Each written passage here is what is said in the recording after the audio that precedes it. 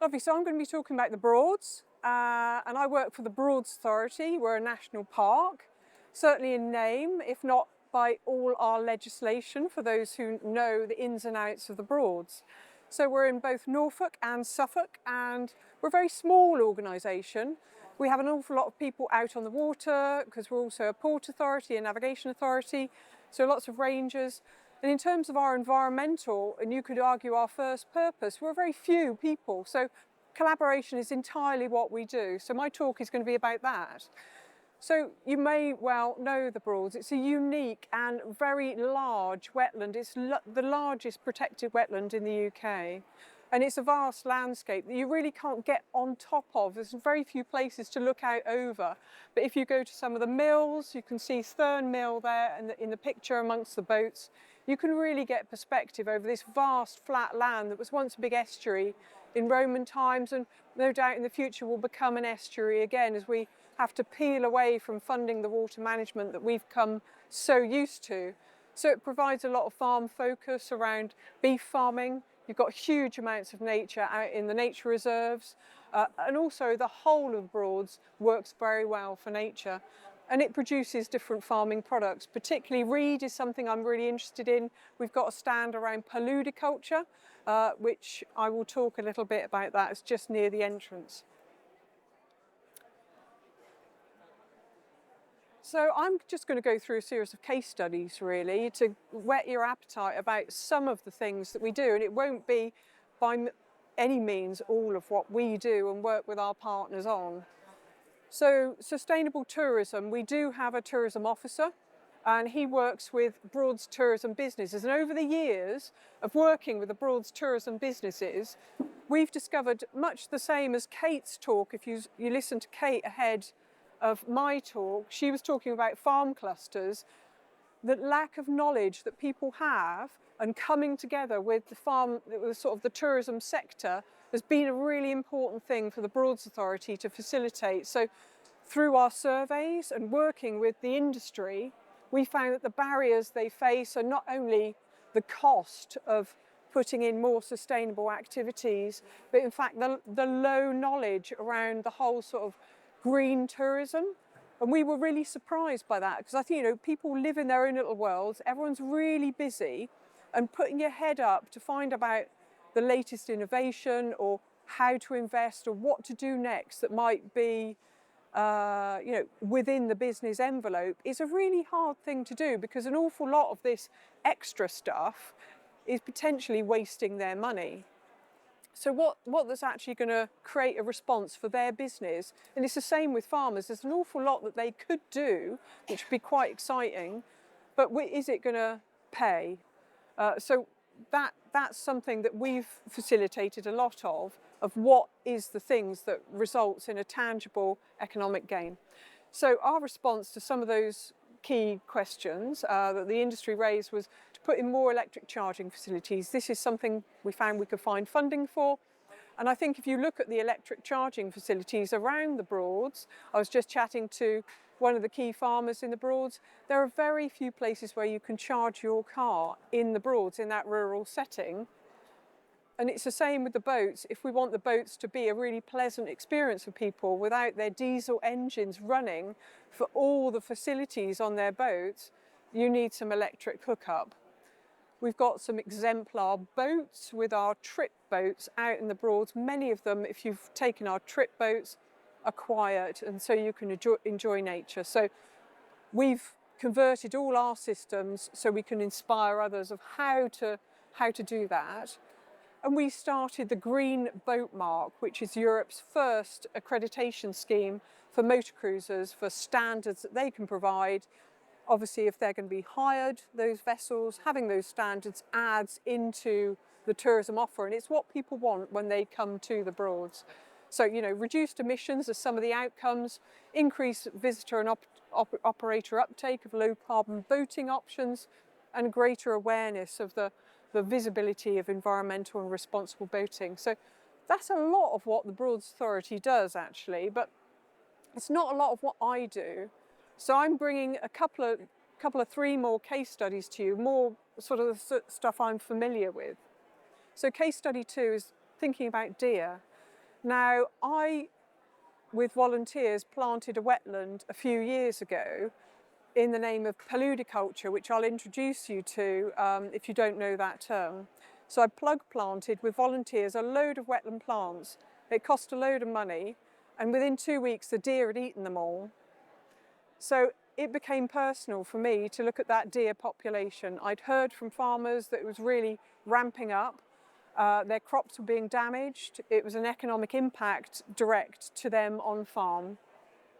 There are collisions and road, there's lots of issues, and Michael is going to talk all about this, so I'm not going to dwell too much on why we're working together, but just to say that, a few years ago, I thought, well, how are the nature reserves being impacted? If my wetlands had all its plants taken, what are they having an impact on in the wetlands themselves? Because these images here, this is a reed bed in the winter, and all of these lines are where the deer tracks are.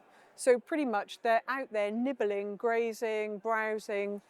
For the whole of the winter, these nature reserves in the Broads are refuges. So I set up with the Forestry Commission at the time, and for 2 years consecutively, we formed England's biggest thermal drone count of deer to understand the numbers. And we're still working together with conservation organisations to look at the impact. And it's certain that they have impact on the wetland. We're not quite sure what that impact is, because we don't often go out and survey all the plants to determine what the change has been in these sort of rare fens that are base rich. I've got about 440 different flowering plants, so we don't know what the impact is. But Natural England are now beginning to put that pressure rating through the SSSIs to say that, there is some impact of deer. And anyone who's worked in woodlands, you can see the impact of deer on the ivy. That browse line is so obvious, but we're just not sure what it does in wetlands. So there's more we can do there. And Michael's going to be talking all about what he and Norfolk FWAG and the partners, we're a partner in that, have been doing. My third case study is around water and carbon. So much of the Broads lies below the sea. It was a big estuary. It's got these super carbon-rich soils. So even if it's not peat that contains a huge amount of carbon, it has estuarine soils which are very carbon-rich. You probably heard about salt marshes that have got a huge carbon pull down as they're being recreated all around the coast. That's one of the reasons for funding salt marshes. So the whole of the Broads is either a relict salt marsh or a relict wetland and has peaty soils. So there's been a lot of money that government have given through net zero. So a lot of work that Michael Gove did around the Treasury having to fund nature work for farms and for land management, because it makes a difference in terms of that whole net zero concept, getting to 2050 and introducing that net zero. So I've got into the Broads 2.4 million, and these are not just for the Broads Authority, these are for collaborative projects with all the partners as listed here, and particularly the internal drainage boards are absolutely key. So work in the Broads, as I say, it's all below sea level, is not about re-flooding it, it's not about re-wetting it, it's about managing the water level on bits of private land that we don't own, nor does the Wildlife Trust or the RSPB. They're privately farmed lands, lots of parcels where everyone is collaborating around water already regarding the internal drainage boards, the way the pump levels are set. This is a big collaborative engine that's been working for many, many years about where they set their water levels. And essentially over the years, as the land has lowered through shrinkage, so the pump level has chased that. So maybe there is time to think about something completely different. So I've done some peat mapping. I'm going to show you about that, about where the greenhouse gases are emitted. And I've done some field scale mapping with Cranfield universities. to identify where to work and look at some no regret options, because I find farmers are not particularly interested in complete land use change. If we look at the dry areas that we've got in the Broads at the moment, they're largely farmed already. People aren't seeking to have large wetlands being created. The economics is not there. So I've been looking at those sort of scope 3 emissions and how people can bring that into their business planning processes going forwards. So you might be familiar, if you're familiar with carbon dynamics, these sorts of diagrams. So this essentially is the carbon dioxide emitted from the land here, and as water levels are increased, so those carbon emissions decrease, carbon dioxide. Then eventually, if you store water above the land surface, you generate methane, and that's sort of fairly undesirable, particularly in the summer.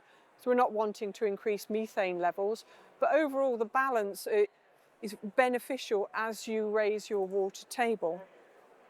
So that's the concept. I was part of the Lowland Agricultural Peatland Task Force that government had, and this is a very simple diagram that we created.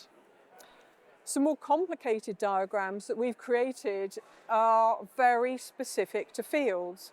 And this is, I could have been giving a talk in the data section. This is a very fantastic model. It's the first time this has been done in the whole of the UK for lowlands.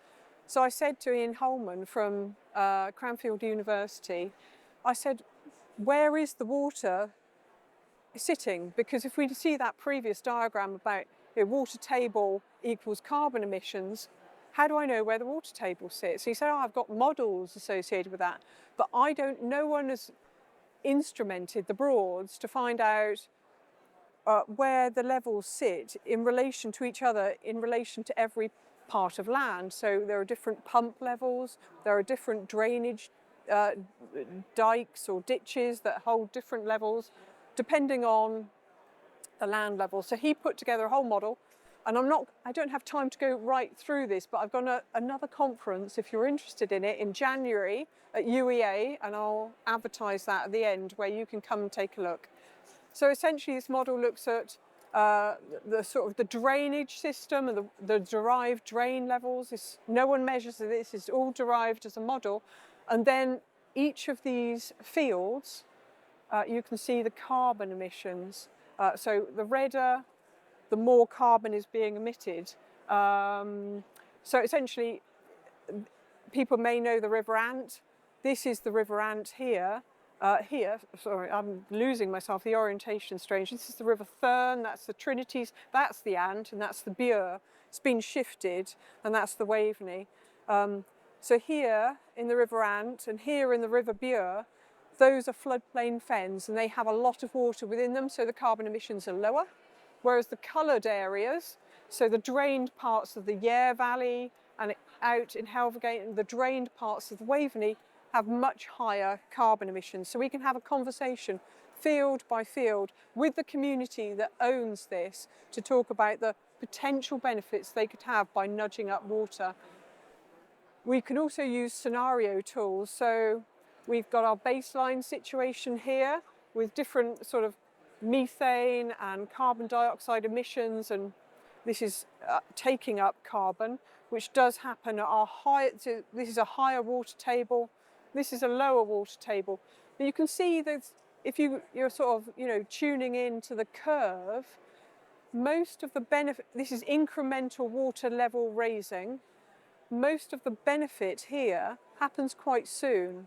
So we're beginning to reduce our carbon emissions, and that's largely the carbon dioxide over the first few raises. We don't need to raise to a super high level. We don't necessarily need to create wetlands in order to get the benefit associated with the carbon emissions. And this has been a really powerful thing that I've learned and we're conveying to the farming community. You can keep your farming going with your cattle, etc., etc. We don't necessarily need to grow our paludiculture crops in order to get some of the benefits here. And we can take this a step further. So again, we've got a spatial where we've got that baseline we had on the graph before, scenario 4. So we can look at our water tables in the 2. So we've nudged up the water level here. And then we can look at the reality of the situation, because all of this needs consenting. So if you're managing and changing a wetland, you can't just do that without the Environment Agency giving you a regulation or a license associated with it. So you need to calculate your water needs, and is there enough water being supplied by the upland catchment? Doesn't seem like an upland, where are the hills? But if you're in the Yare Valley, you can look over it and the groundwater is flowing in, and that water may be enough or it may not be, and we can get some reality around that risk planning, because there are, I ought to look at yes, I'm probably over time here. So case study 4.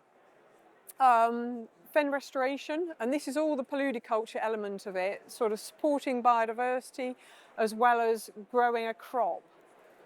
So very quickly to take you through, this is an area in the Upper Thurn where we've flooded out the grass and we've planted the crop, and that was the crop that was eaten by the deer. And this is that was last winter. So now these area is completely filled in. We've harvested the reed and the reed mace, and this is going now to product. So particularly working with woolly shepherds to get this into acoustic panels, and we'll be putting it into places where that's of benefit. So we're trying to create these high value products for that end of the market, that those farmers who are really interested in land use change. This is the conference if you want to hear more about that sort of thing, and mainly about how we manage the water, because we can't create a conversation with the communities unless we've got the water secured.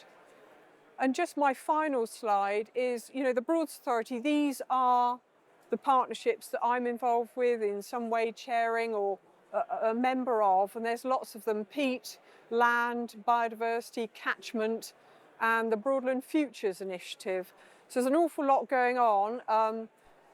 But the power of collaboration is super massive, and it needs to be, because when you're managing water, no one person has control. We all need to work together. So thank you for listening.